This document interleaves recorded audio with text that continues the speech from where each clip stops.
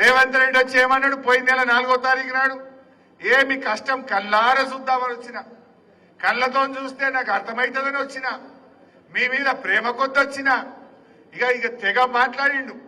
కానీ ఇచ్చింది అయితే గుండు సిన్న రూపాయి ఇచ్చినాడే, ఒక్క రూపాయి. ఓ బ్రిడ్జ్ నువ్వు చూసిపోయిన బ్రిడ్జ్ కూడా ఇప్పటికీ ఎల్లారెడ్డికి వెళ్ళి కామారెడ్డికి ఆ బ్రిడ్జ్ కూడా ఇంకా బస్సు నడతలేదు. దాని మీద జోక్ అయిపోయింది. అంటే ఇవాళ రేవంత్ రెడ్డి కేవలం మా మెదక్ కూడా వచ్చిండు, మెదక్లో కూడా ఇట్లే చెప్పిపోయిండు. ఆడ రివ్యూ చేసి ఆడ రూపాయి ఇచ్చింది లేదు, కామారెడ్డికి రూపాయి ఇచ్చింది లేదు.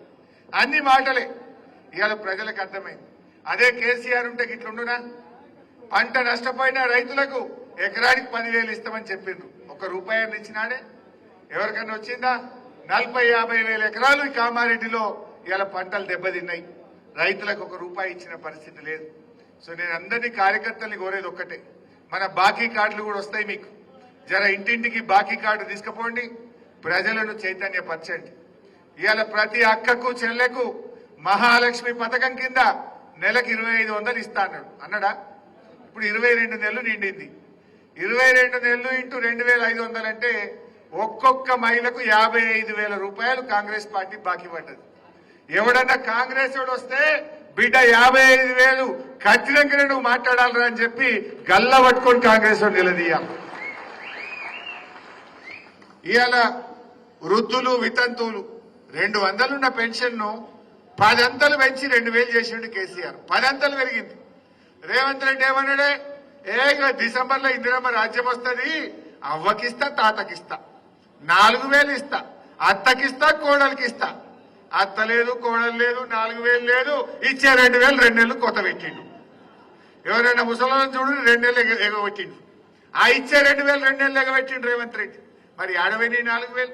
4,000 లెక్క ప్రకారంగా ప్రతి అవ్వకు తాతకు అత్తకు కోడలకు కాంగ్రెస్ పార్టీ 44,000 రూపాయల పెన్షన్ డబ్బులు బాకీ పడ్డది.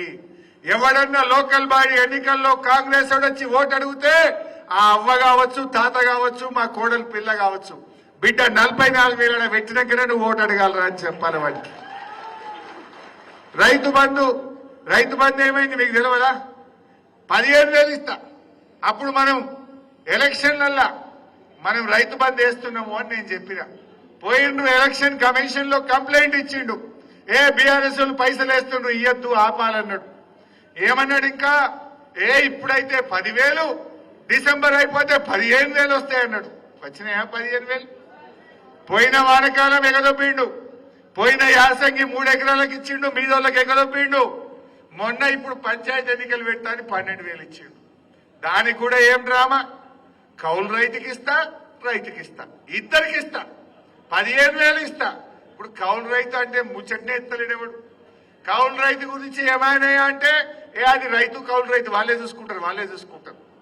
ఎలక్షన్ల ముంగటనేమో రజనీకాంత్, ఎలక్షన్ అయిపోతే గజనీకాంత్.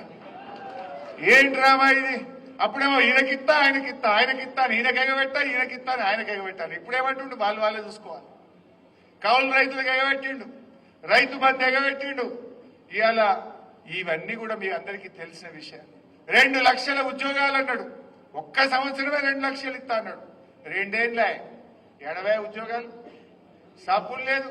కేసీఆర్ గారు నోటిఫికేషన్ ఇచ్చి, కేసీఆర్ పరీక్ష పెట్టి, కేసీఆర్ ఫలితాలు ఇస్తే వాళ్ళకి కాయిదాలు వచ్చి నేను ఇచ్చిన అంటాడు. ఇక నేను మొన్న పేరు పెట్టినా, రేవంత్ రెడ్డి అంటే సీఎం కాదినా, కటింగ్ మాస్టర్. సీఎం అంటే కటింగ్ మాస్టర్. జేబులో కత్తెర పెట్టుకొని తిరుగుతాడు రేవంత్ రెడ్డి. ఏడన్నా ఓ కేసీఆర్ కట్టిన బ్రిడ్జ్ రిబ్బన్ కత్తిరిస్తాడు, కేసీఆర్ కట్టిన దవాఖానకు పోయి రిబ్బన్ కత్తిరిస్తాడు, కేసీఆర్ చేసిన పనులకు అయితే రిబ్బన్ అన్న కత్తిరిస్తాడు, కేసీఆర్ పెట్టిన పథకాలన్నా కటింగ్ పెడతాడు. కేసీఆర్ కిట్ బంధు, న్యూట్రిషన్ కిట్ బంధు, బతుకమ్మ చీరలు బంధు, ఈ పథకాలన్నా కటింగ్ పెడతాడు. ఆయన చీఫ్ మినిస్టర్ కాదు, కటింగ్ మాస్టర్. ఈ రిబ్బన్ కత్తిరిస్తాడు, లేకపోతే పథకాలు కత్తిరిస్తాడు. ఇంతకు మించి ఏమైనా ఉన్నదా ఈ కటింగ్ మాస్టర్ది? అందువల్ల ప్రజలకు అన్ని అర్థమైంది. పాలేందో నీళ్ళేందో తేలిపోయింది. తప్పకుండా భవిష్యత్తు మనదే. నాకైతే సంపూర్ణమైన విశ్వాసం ఉంది. రేపు తెలంగాణలో ఎప్పుడు ఎన్నికలు వచ్చినా 100 సీట్లు బీఆర్ఎస్ పార్టీ గెలిచి తీరుతుంది. ఎవడెవడు అధికారులు పోలీసు వాళ్ళు మా కార్యకర్తలు తిప్పలు పెడుతుర్రో బిడ్డ మీ సంగతి చెప్తాం, మిమ్మల్ని ఇడిచిపెట్టేది లేదు, జాగ్రత్త అని హెచ్చరిస్తా ఉన్నా. అయిపోయింది గవర్నమెంట్, వచ్చేది బీఆర్ఎస్ఏ.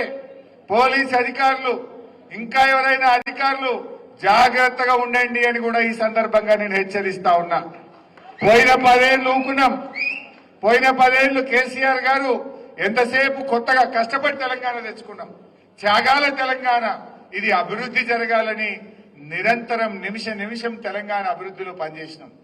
కానీ ఈ తప్ప అభివృద్ధి చేస్తాం, ఎక్స్ట్రాలు చేసిన అధికారులకు వడ్డీతో సహా చెల్లిస్తాం, జాగ్రత్త. అది నాయకుడైనా కొంతమంది కాంగ్రెస్ ఎమ్మెల్యేలు కన్నులు ఎత్తికెక్కి మాట్లాడుతున్నారు. ఎవడన్నా బీఆర్ఎస్ వాడు పోస్ట్ పెట్టే చాలు వాడిని అరెస్ట్ చేస్తున్నారు. బీఆర్ఎస్ వాళ్ళు ఉన్నదని నిలదీస్తే కేసులు పెడతా ఉన్నారు. బిడ్డ నువ్వేమైనా పర్మనెంటా? నువ్వు కేసులు ఎక్కువ తక్కువ పెడితే రేపొద్దున నువ్వు కూడా ఇరుక్కుంటావు, జాగ్రత్త అని చెప్పి కూడా ఆ ఎమ్మెల్యేలను ఆ కాంగ్రెస్ నాయకులను కూడా నేను ఈ సందర్భంగా హెచ్చరిస్తా ఉన్నా. అందువల్ల కార్యకర్తలారా, మన లీగల్ టీం మీకు వెన్నంటి ఉంటది. ప్రశాంత్ అన్న ఈ జిల్లాలో మీకు వెన్నంటి, మీకు అండగా ప్రశాంత్ అన్న ఉంటాడు. బీఆర్ఎస్ పార్టీ ఉంటది.